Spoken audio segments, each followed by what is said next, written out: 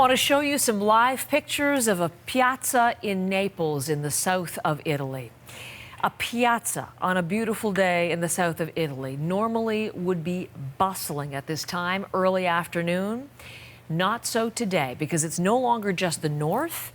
It is all of the country of Italy now affected by a lockdown, ordered by the Prime Minister Conte, saying that really it's a matter of taking strong measures to save the country for the future, essentially, is how he put it, in announcing what are the most stringent quarantine and lockdown measures that we've seen outside of China.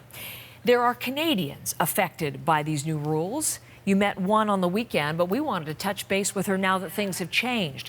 Clare McCarvill from Winnipeg originally, working as an au pair in northern Italy since just January, and all caught up in this story now. She's back with us. She was a guest with Jennifer Hall on Sunday, but in case you missed that conversation, I wanted to meet Clare and update her situation. So Clare, thanks for coming back. Nice to see you this morning with us. Yeah, of course. Love to be here. So, well, probably not love to be in the situation you're in, I'm guessing. Very true, because not only were you affected when you were in the north before by the lockdown of the north, but now the whole country. So what is your reaction, I guess, hearing that the Prime Minister has shut down all of Italy?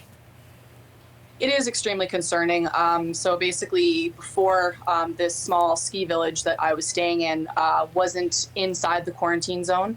And then now that the announcement came yesterday, we are now our little town is directly inside of the lockdown. So it definitely affects our daily activities and stuff. So it's a lot to process for sure.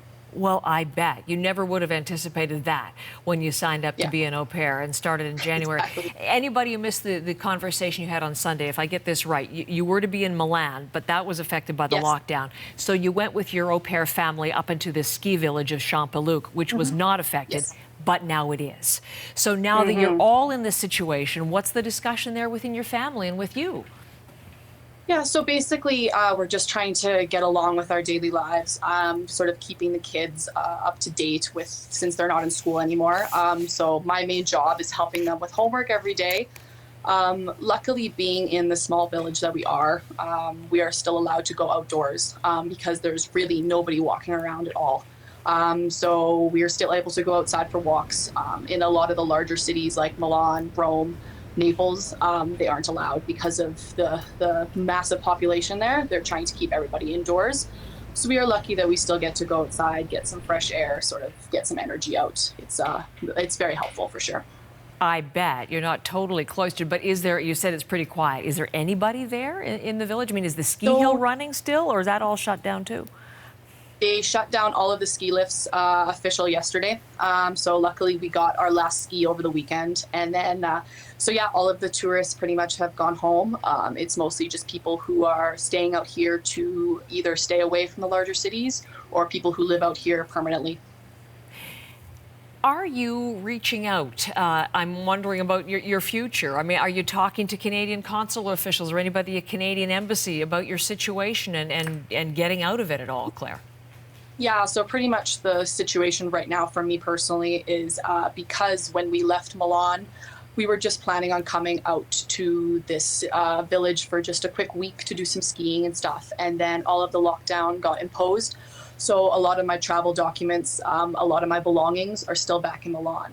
So right now, my main priority is figuring out how I'm able to go retrieve my stuff and try to hopefully get away out. Yeah. Travel documents, including passport. You're without that, as I understand. Yeah. So that's a big complication. Are you finding them helpful? Yeah. I mean, have you had good conversations for help? I've pretty much, they're very busy over the phone, very hard to contact, which is understandable given pretty much everything going on in Europe right now. But I've been getting some emails, been trying to there's also a lot of other au pairs that are in the same situation, a lot of other Canadians. So we've kind of been talking with each other to discuss what the best plan of action is. So what have you been sharing? What are those conversations like? Pretty much how we've been talking with airlines for sure, trying to, because some flights have been canceled, some flights haven't. sort of if we're going to be quarantined when we get home, what the situation is, because for us getting back to Canada, there aren't any direct flights from anywhere in Italy to get back to Canada. So our situation is having to fly out of Italy to get to perhaps Paris or to get to London in order to get back to Canada. So it's pretty much a sharing of information and helping each other Yes. through all of this. In the meantime, I'm sure you're in touch with your family in Winnipeg. Not sure if they're up extra early this morning to watch our conversation.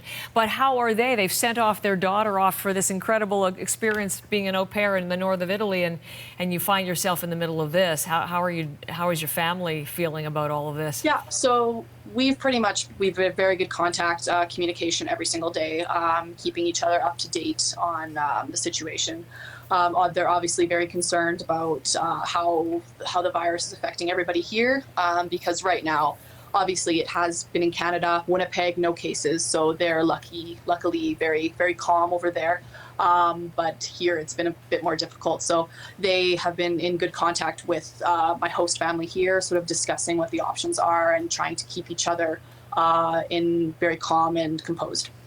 Well, you sound very calm and composed, even being in the midst of really quite an unprecedented situation with the whole country locked down. Is that really a reflection of how you're doing, Claire, or as this gets more intense, are you starting to become more concerned, maybe? For sure, yeah. Like every time a new situation comes out, for example, last night was definitely pretty tough, sort of hearing the news about the entire country. But I mean, there's really no point in getting crazy and panic because it's just going to make the situation worse. It's better to just, stay calm, go through things rationally, and hopefully be able to find solutions as quickly as possible. And go for a walk to just calm things down, I guess, if that's all you have to do. Listen, we'll stay in touch, Claire. Hopefully this will be coming to a quick end for you and you get home safe and sound. But thank you very much for the time this morning again. Yeah, of course. Thanks for having me. Clare McCarvill, who's there in the tiny ski village, no longer where they're skiing, of Champoluc in Italy. North is west of Milan, and she, one of many Canadian au pairs and Canadians caught up in this Italian lockdown situation.